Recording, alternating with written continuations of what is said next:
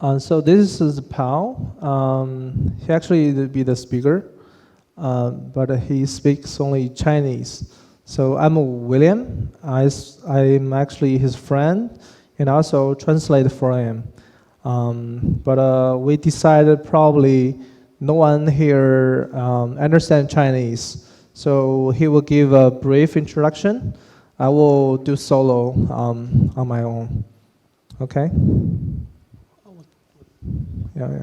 那个感谢大家，这个今天能在我们这里听我们分享关于这个就是 IP 地理位置的这个内容。我们在国内其实已经做得很大了，但我们也希望能够进军海外，能够为全球的这个互联网的公司提供 IP 的一个地理位置的一个服务。我们现在差不多应该把俄罗斯的数据已经做的有80%了，后边应该可以给大家看一下。Okay, that's his part, so it's done. Okay, I just want to save your time. So about IPIP.net, it's founded 5 years ago in Beijing. We're the largest IP data provider in China. And we actually have the global infrastructure, which is what we found very interesting later, how we make this GeoIP database accurate. And we provide GeoIP data and some other IP-related data as well. Okay. I found that here is some echo. Do you think there's some echoes? Probably I use the Mac, right? No? It's okay, okay. Okay, so things it's a backend conference, so I believe people using GeoIP database, which is the most famous one is the Maxman, right? So also you can see there's a provider provided like ip2location.com, their digital element and deepbip.com. And in China, there's a lot of internet companies like Tencent, Baidu, Alibaba, which they're all our clients. And they provide the free API to the users for free. And we provide API basis and offline database, which allows you to download and install in your local environment so you can query, right? And also, very interesting thing is actually we have the free agents or the apps. So we have the Crossplatform app, which is called the Best Trace. You can search on your Apple Store. It's all freeware. We will have some demo later. Yeah.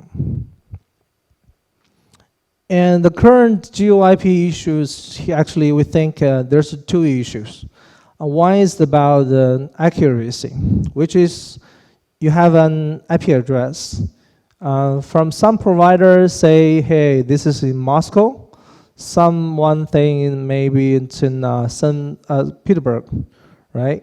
And someone say another IP is in US and say this is in UK. So which one is right? What's accurate? And also we found out that a lot of vendors, their database actually they update maybe monthly, maybe half the year, which actually cause a lot of problem. Because, for example, there's a lot of M&As, acquisition. So some prefix belongs to one company. And after the M&A, it actually belongs to the B company, the mother company. So how can you deal with that? Because we're just a developer. You don't know actually there's a lot of acquisitions, MAs, org change. How can you track those changes, right? So the result is, we think the biggest issue here is the current offering in the market, the database is not accurate. Okay. And why it's so hard to make it accurate? we just list out several things here. First of all, there's a lot of changes, and there's no standard to or requirement. Say, hey, you have to follow this standard. You have to itemize your challenge changes to everybody. No, there's no such thing. And also for satellites, ISP terminations, VPN, NAT, mobile users, and also for our networking guys, Anycast backbone. There's a lot of engineering work has been done by the operation team every day, and there's no tracks at all for the public internet users, and some other issues. And also we found there's actually misleading on purpose, which we found actually in several cases. It's can be sensitive, but we found actually they post some inaccurate data on purpose. Even people asked them to change, they didn't. Okay, and the last one, we think there's no real-time solution. So actually, people will actually just do, they get some information, they put all together, but they never change it back, or they don't have an algorithm or methodology to know which part needs to be changed. We think that's the root issue and root cause. Okay, here I just give an example here. Anycast, right? If you go to current offering of the GeoIP database, if you search for Google Public DNS, which is the 8.8.8, you will find out in different locations worldwide, you try to trace this IP address, will take you like 1 to 2 milliseconds, right? So it takes a very short time. It actually means Google or any service using Anycast architecture will put many advertise the same prefix in different network devices in different locations, right? But if people just tell you the Google public DNS is located in the States, in the US, we think it's one of the example this is not accurate. Okay, we'll give several use cases about which industry or in which cases a GeoIP can be critical, right? First of all, the location-based services.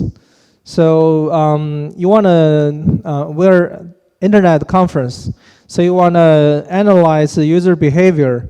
So you want to know maybe, but now there's a GDPR, right? But after all, you still want to know their location to understand their, maybe they're from, you want to put some marketing campaign in certain area, probably Moscow state or some other region. You need to narrow your expenses. And also for the location-based authentication, for example, online streaming, you want a certain user to be able to use it so that you don't break the law, the trade wars, right? And also the regulation. There's a copyright, there's a trade agreement that you only can do certain service to certain regional users. So think about it. What if your GeoIP database is not correct? What if it's wrong? It means actually you could somehow break the trade agreements or even the law or regulations. And a very popular cases about the DSL load balance, DNS, they want to know this user is from the nearest location, so they return the nearest service IP address to the user, and CDN the same.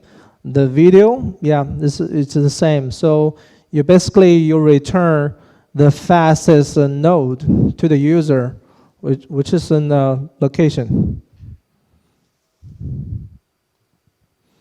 And also security. It's a very typical use case as well.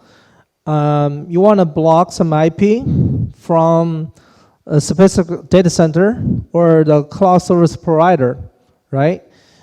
Because probably you'll find out there will be like a threat intelligence. You have the intel say, okay, probably there's some botnet from a certain, for example, European country. So you want to block it, okay? But not the whole European country, but the data center in that European country, not the home broadband. What are you going to do, right? Or you find out like there's some botnet from Amazon, probably they're Asian data center. How can you tell which IP prefix are from that region? Because you don't want to block those legitimate users, correct? Also, you want to filter some IP address from some country or city, but due to our testing, remember Google SLB actually have a GeoIP new feature. Per our testing, it's not accurate as well. And they tell you, okay, this is IP is located in some city, some country, but we found there's a lot of mistakes in Google load balance. So if you have any guy or know them, you can drop a message so we can share our findings with Google team. And you want to, block some like attack, DDoS attack from certain ISP. So you need a prefix, right? So and for anti-bot or fraud, this will be more popular. For example, your like Avito, their user probably is a home band or mobile user. So if they found, for example, there's a lot of requests are from data center, so it's actually very likely to be a bot behavior, right? Okay, so how to evaluate GeoIP database? So this actually we talked earlier. If you dig into it, this is our page, web page. If you open now like IPIP.net, there's a IP query page. So you can see our funding, actually we mark Google as like google.com, not really the location as a states, right? And what a better example would be this one. You see this IP address, right? And this is also our website. So we give a location, which is other vendors like IP to location and Maxmine. Actually, they found they're in Missouri, US, right? And our funding is, we think it's in the UK. So how are we gonna prove it?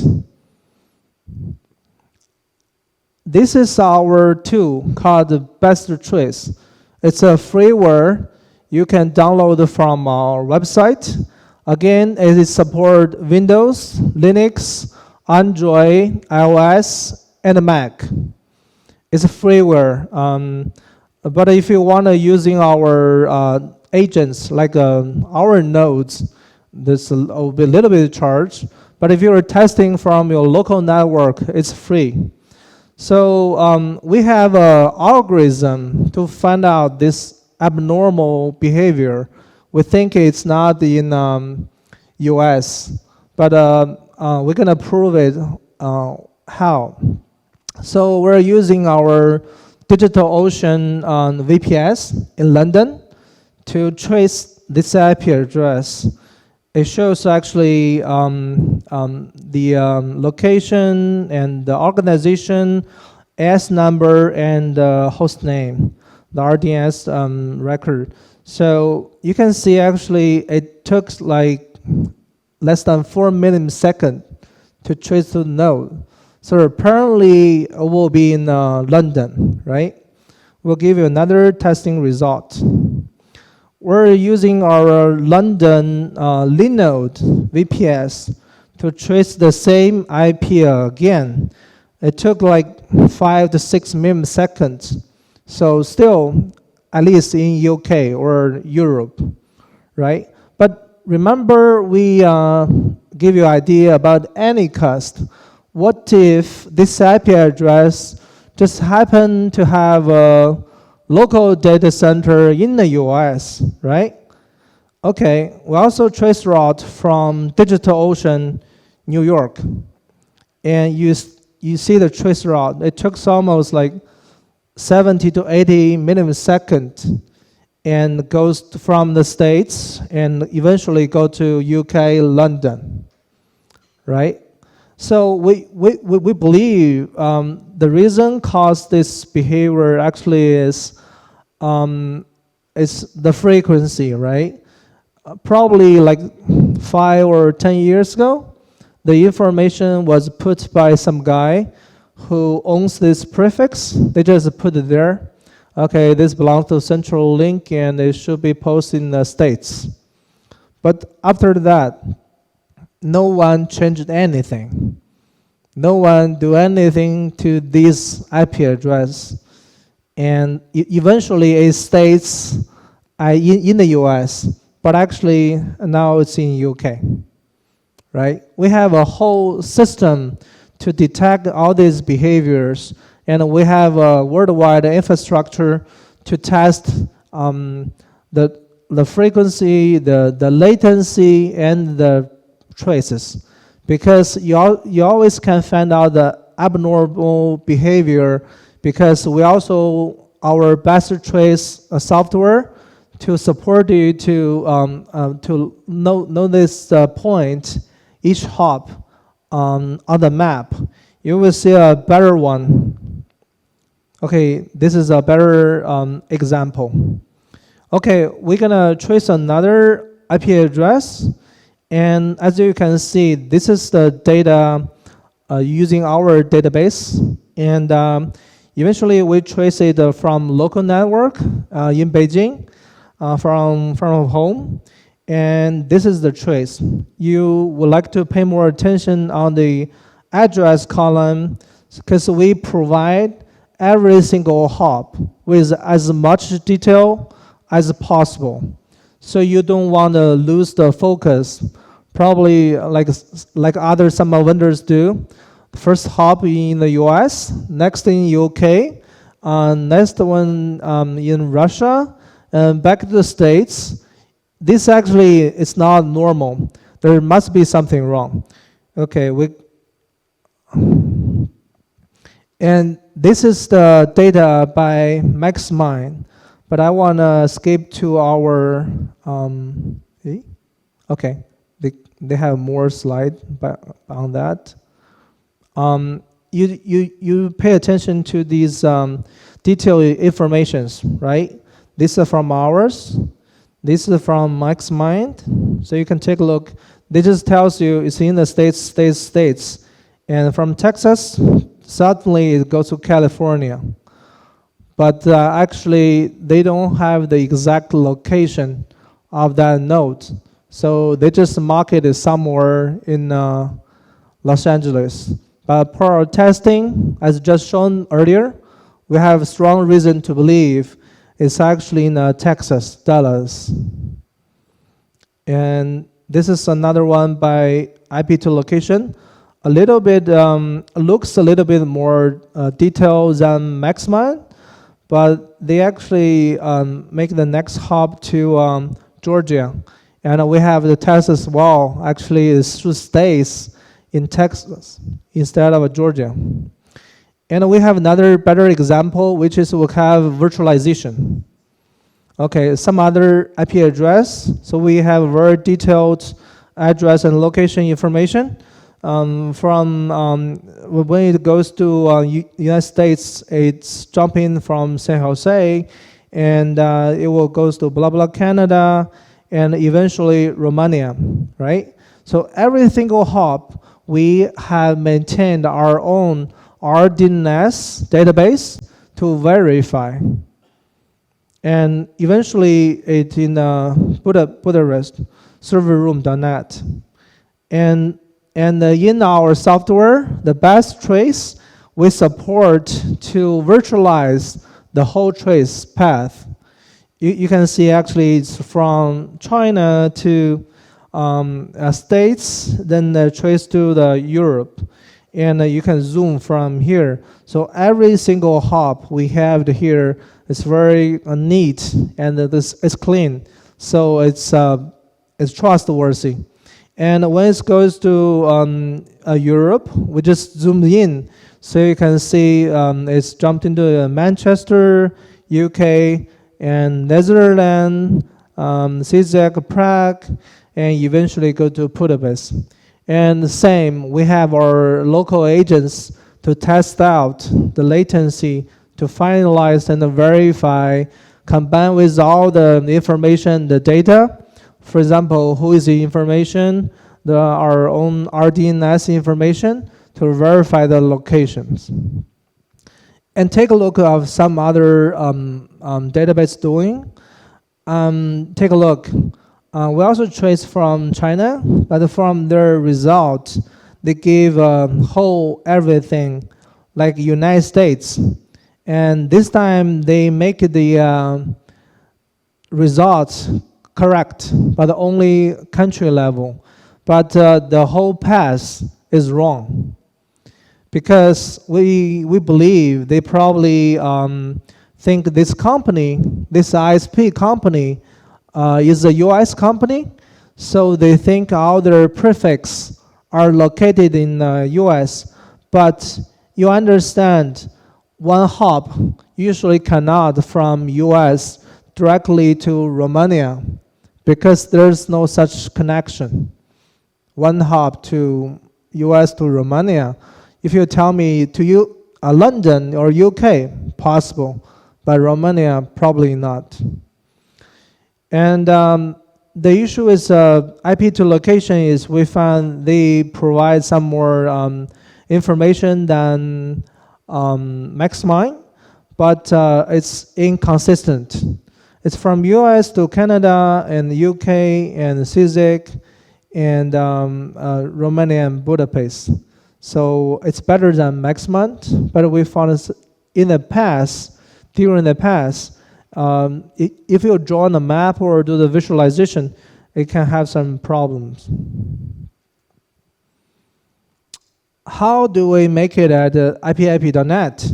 So we think to make it happen, you need to have a deeper understanding of the research and about the global network, how ISP and carrier is working, how the local data center is working. Right? You need to know their infrastructure, network design, IP planning, internet exchange and connections, and local networks. And we also do a lot of optimization of the popular providers. For example, Amazon, Alibaba Cloud, Microsoft, Rackspace, Akamai, DigitalOcean, Linode, Equinix. The most popular ones actually is already in our research. So we'll have a research about how they manage their network. In a way, we think somehow we have better knowledge than their own operation team, in a way. And also we have the global monitoring network, which is we just showed you. We build our network in different cloud service provider on VPCs, like DigitalOcean, or actually the cloud service provider listed here. We also we always have the agents, and also the near real-time change notification. So we can monitoring when some company merge or acquisition, when they actually advertise their prefix to some other places.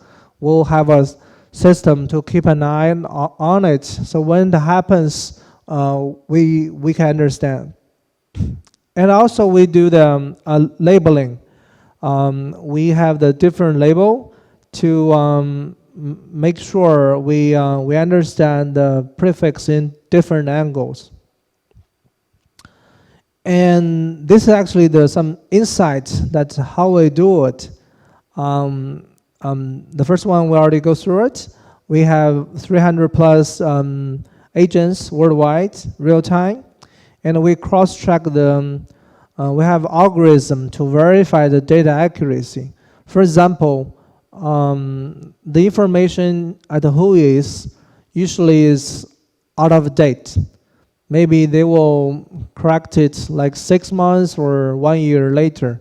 So usually if you take a look of the who is, usually the information there is not really very accurate.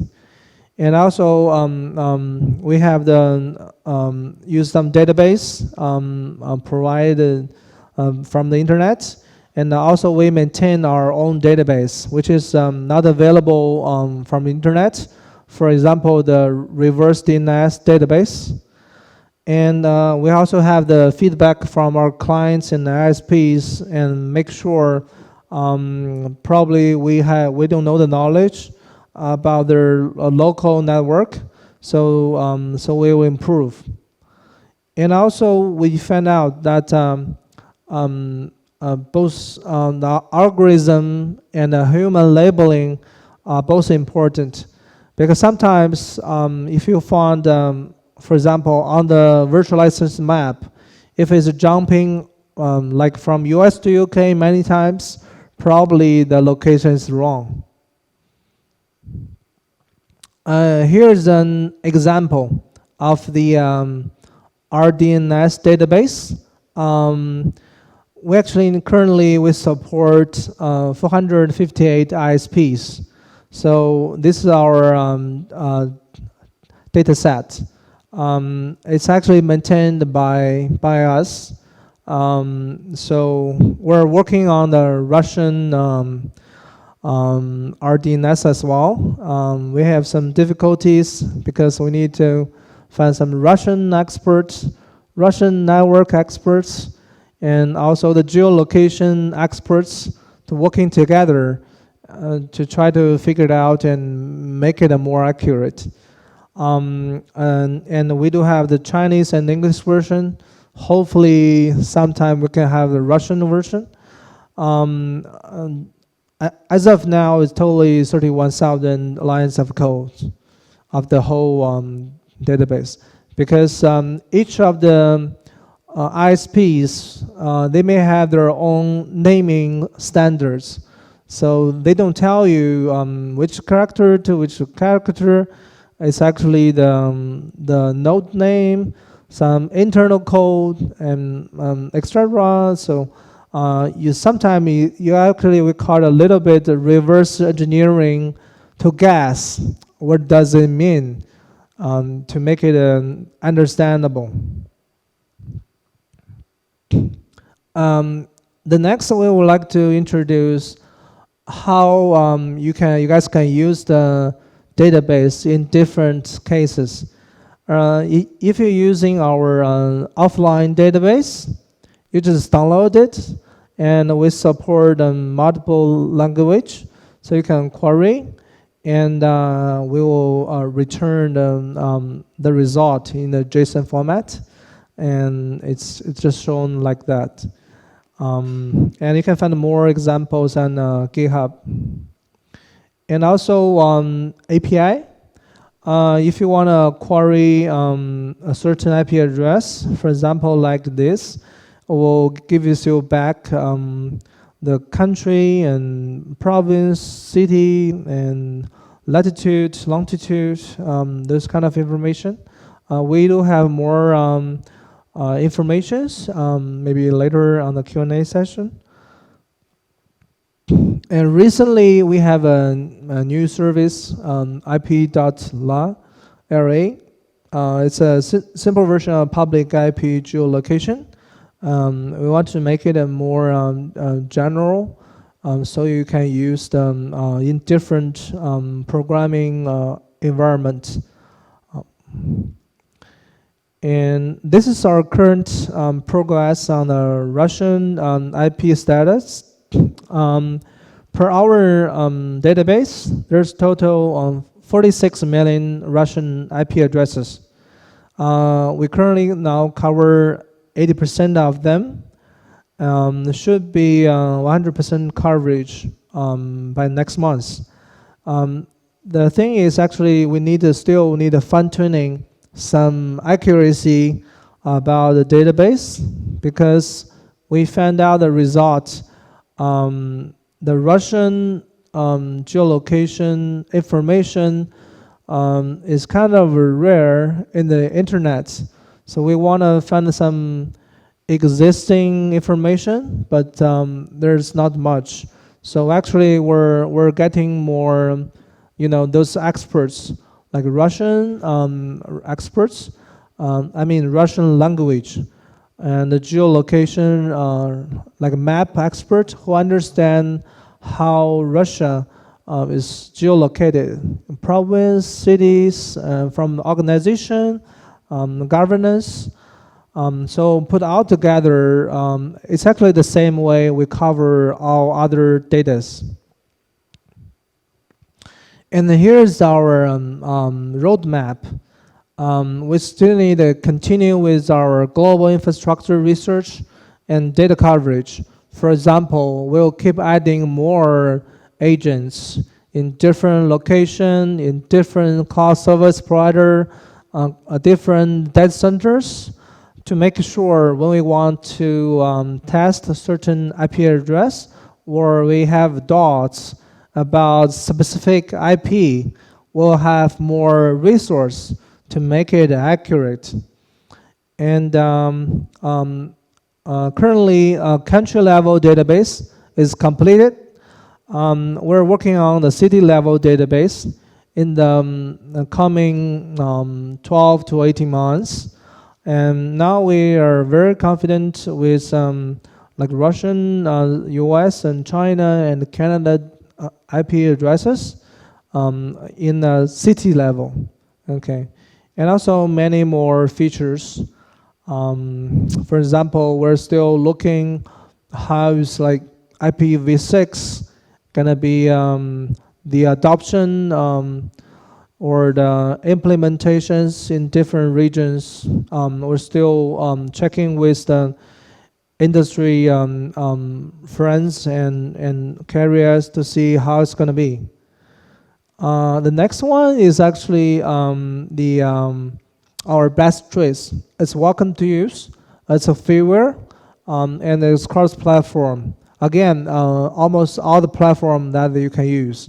Windows, Linux, Android, iOS, and the Mac. So Paul himself is really a big fan of Windows. So he likes the Windows software a lot. And so he put him, so I'm a big fan of Mac. So I found that both these two versions are very useful. So you can test as well. I especially like the visualization part. So you can see, okay, these are looks like human. It's actually a very clean design and very short and very effective. But if you found there's from each node many times and suddenly it goes to somewhere else, we think there's probably something wrong. And by the way, they all support English version. So I think that's pretty much for today's session. Question? Yes, please.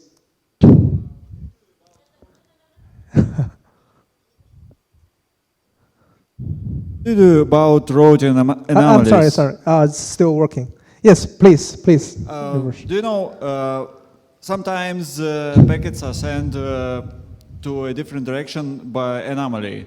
It's, misconfiguration or something. What do you do in such cases? I mean, when packet travels to a different location, but the IP address and geolocation is correct, but it just travels like that.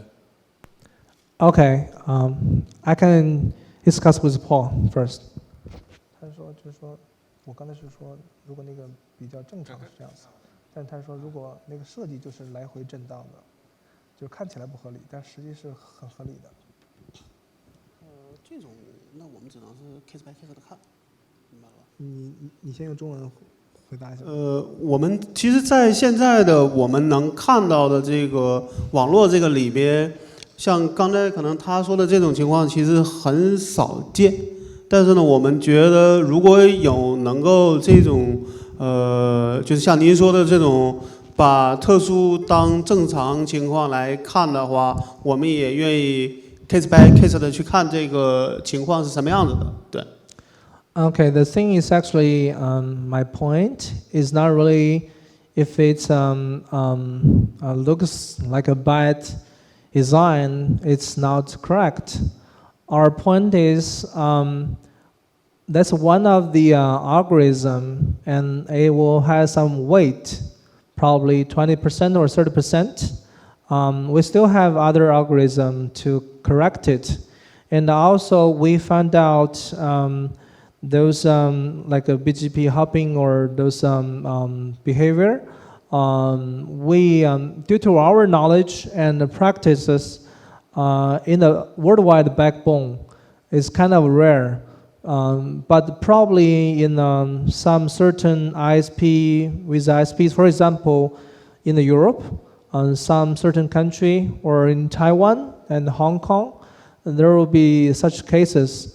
But it doesn't mean if it looks inaccurate, it's inaccurate. We don't mean that. So. Okay, yeah. thank you. Thank you. Hello, Alex.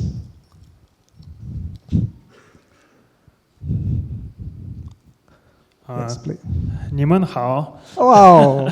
你好，你好。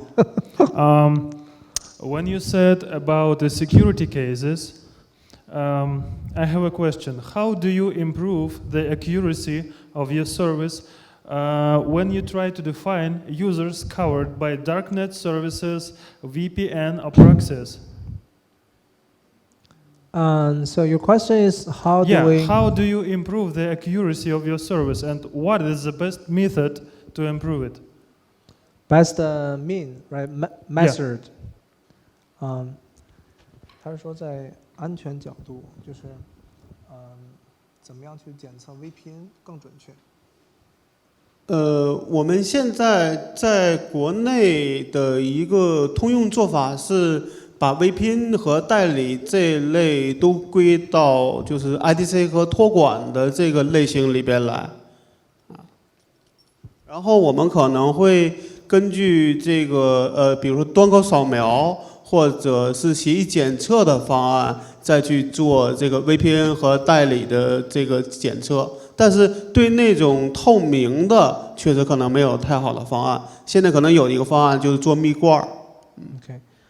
So first of all, we will have several categories. First of all, if we found some IP address is in a data center or cloud service provider, it's most likely could be the base of the VPN services. And also actually we do active scanning to acquire the full IPv4 IP address of their current TCP or ports status, and we will do the cross-check. That's also part of the work. You're welcome.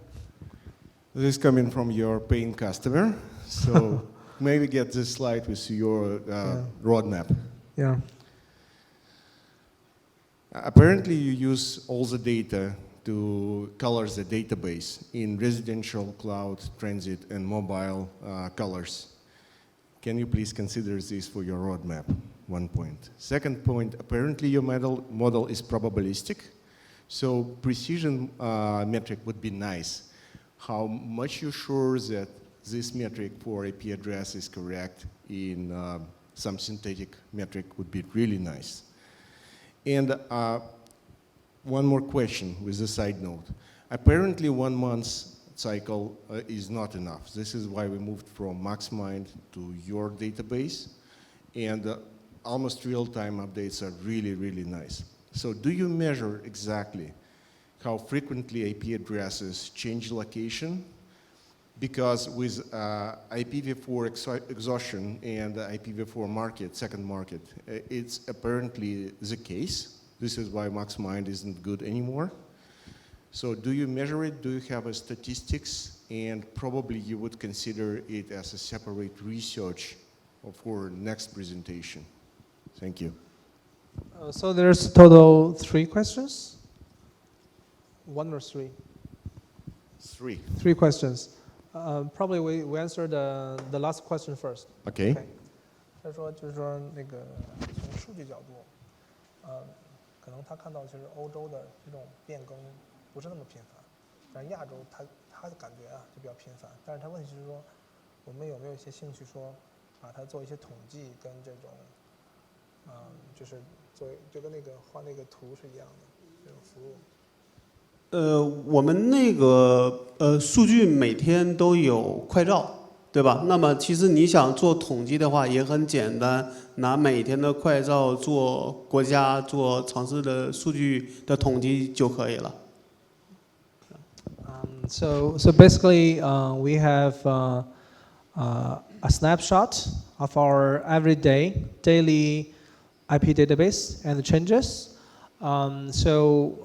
For us, we actually is planning to release, like for example, the one you already seen about China's markets and those IP addresses changes and trending. And also, if you want to do like the IP tracking and changes, you can actually diff the change from our daily version. So that's the answer. Yes, with your API, I realize that it's possible that I can set IP addresses for monitoring and see the changes. You notify me in almost real time. But the question is, what's happening on a global level? Asia and Europe are very different. In Asia, v4 address space was exhausted like 5 years ago. In Europe, it's just a couple of years ago. So secondary IP market is very different. So it would be nice to have a global view from you guys because you're in position to do that. Yeah, absolutely. Thank you. And what's your first and second question? Previous questions were actually feature requests, so we can discuss them in Q&A after. Sure. Okay. Thank you.